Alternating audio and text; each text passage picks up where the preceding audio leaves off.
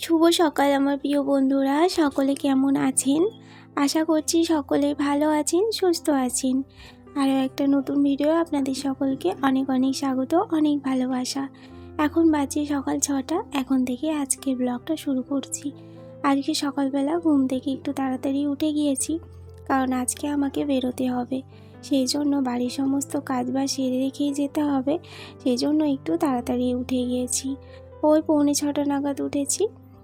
তারপর brush trash করে একটুখানি চা খেলাম, খেয়ে একদম রান্না বসিয়ে দিয়েছি। ওদিকে ভাত বসিয়ে দিয়েছি আর এদিকে সবজিটা কাটতে রেখেছি।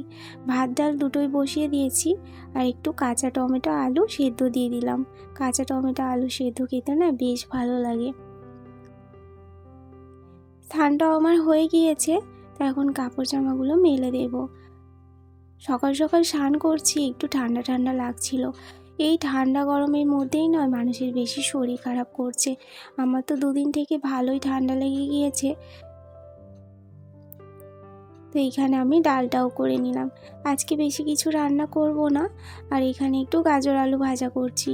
সবাই মুড়ি খাবে আর আমিও একটুখানি টিফিন নিয়ে যাব, তাই একটু বেশি করেই গাজর আলুটা ভাজা করলাম। আর মা একটু তিল বেটে দিয়েছিল, তাই জন্য একটু তিলের বড়াও বানিয়ে নিচ্ছি। প্রায় 20-25 দিন হয়ে গেল যাওয়া হয়নি, তো অনেক দিন পর যাব, সেই জন্য একটু সকাল সকালে উঠে পড়েছি।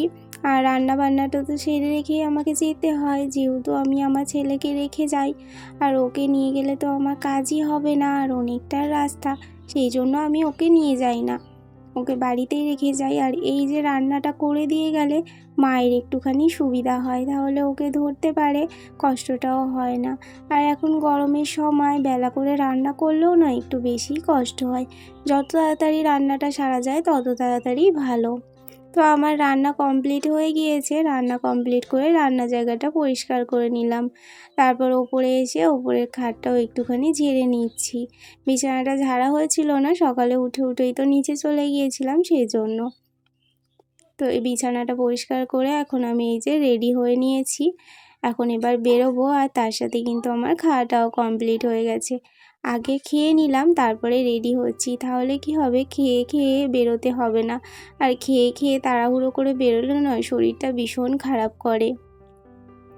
সেই জন্য আগে খেয়ে নিয়েছি, খাওয়ার পরই সব কিছু রেডি করছি। অনেক দিন হলো ব্যাগটা খোলাও হয়নি, সেই জন্য ঠিকঠাক দেখে নিচ্ছি সব কিছু ঠিকঠাক আছে কি না।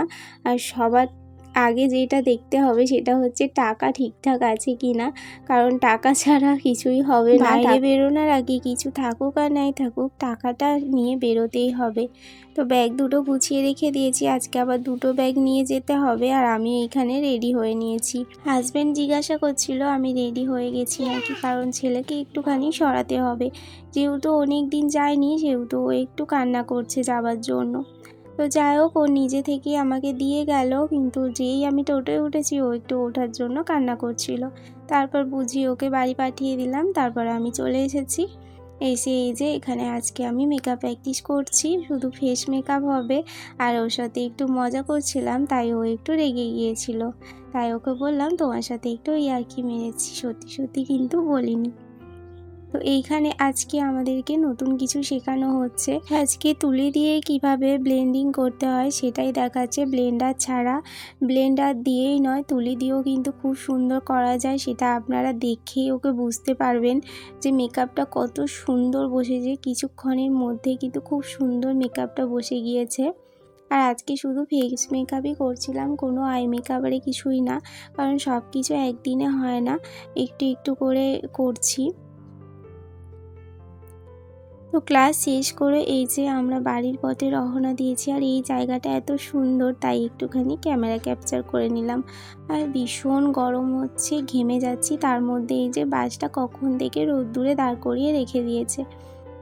আর এই যে আমি যার সাথে যাই, আমার বান্ধবী বলতে পারেন, ও আছে আমার সঙ্গে। আমরা দুজনেই একসাথে যাওয়া আসা করি। যেখানে আমি বাস থেকে উঠি ওইখানেই ওর বাড়ি। আর আমাকে আবার বাস থেকে নেমে একটু টোটো করে আসতে হয়, কিন্তু ওর ওখানেই বাড়ি। তো আমরা দুজনেই যাওয়া আসা করি, বেশ ভালো একটা বন্ধুত্ব হয়ে গিয়েছে আমাদের। তো বাস থেকে নেমে এই যে টোটো ধরে নিয়েছি, সত্যি বলছি বন্ধুরা, এত গরম পড়েছে যে মনেই হচ্ছে না বাড়ি থেকে বেরোবো, কিন্তু উপায় নেই, বেরোতে তো হবেই। কাজ যেহেতু শিখতে শুরু করেছি, কাজ তো করতেই হবে। আর আজকে বাড়ি ফেরার সময় অনেক সবজি কিনে নিয়ে এসেছি। হাজবেন্ডকে হাটে যেতে বারণ করেছিলাম, আমি ওইখান থেকে নিয়ে এসেছি। আসলে ওইখানে নয় একটু বেশ ভালো সবজিটাও পাওয়া যায়, আর একটু টাকাটাও কম, মানে অনেকটাই কম নেয়। সেই জন্যই যাবো যেহেতু, সেই জন্য ওখান থেকেই নিয়ে এসেছি। সন্ধেবেলা একটুখানি এই যে মুড়ি মাখা করছি, শসা কুচি, পেঁয়াজ কুচি, চানাচুর, ধনেপাতা এইসব দিয়ে মাখাচ্ছি। এইরকম করে মাখালে না মুড়ি মাখাটা খেতে বেশ ভালো লাগে। তো এই যে এখন একটুখানি কুমড়ো আলুর তরকারি করব, আর এই সময় আমার বিপদটা ঘটেছে। মানে কি বলবো বন্ধুরা, মা বারে বারে আমাকে বলছিল যে তোমাকে করতে হবে না, থাক আমি করে নিচ্ছি। আমি বললাম বসে তো থাকবো, আমি করে নিচ্ছি। কিন্তু ওই যে বড়দের কথা না শুনলে যেটা হয়, তো রান্নাটা করতে গেলাম আর ছেলে কিছু একটা বলছিল, ওর দিকে আমি তাকাতে গিয়েছিলাম। তো হঠাৎ করে ওটা আমি ছেড়ে দিয়েছি তেলের মধ্যে, আর তেলটা পুরো ছিটকে এসে আমার হাতে পড়ে গিয়েছে। হাতটা তো অনেকটা পুড়ে গিয়েছে, এখন মাজন দিয়ে রেখে দিয়েছি। আজকে তো কিছু বোঝা যাবে না, কিন্তু প্রচণ্ড জ্বালা করছে। কালকে সকালবেলা বোঝা যাবে যে মানে কি অবস্থা হয়েছে ওইখানটার। তো ওপরে এসে অনেকগুলো জামা কাপড় ছিল, তো জামা কাপড়গুলো গুছিয়ে নিচ্ছি। জামা কাপড়গুলো গুছিয়ে নিয়ে এখানে চলে এসেছি খেতে। আজকে রাত্রে একটু অন্যরকমভাবে খাবার খাচ্ছি আমি। অর্ধেক রুটি নিয়েছি, একটু ভাত নিয়েছিলাম, তারপর যা যা তরকারি ছিল ওটা দিয়েই খেলাম। আর এই যে এই 3টে মেম্বার আমাদের কিছুদিন আগে হয়েছে, নতুন নিউ মেম্বার বলতে পারেন আমাদের পাড়ার। তো এরা আমাদের বাড়িতে ভীষণ মানে কি বলবো, এদের আবদার ভীষণ, সেই ছোট বাচ্চাদের মতো।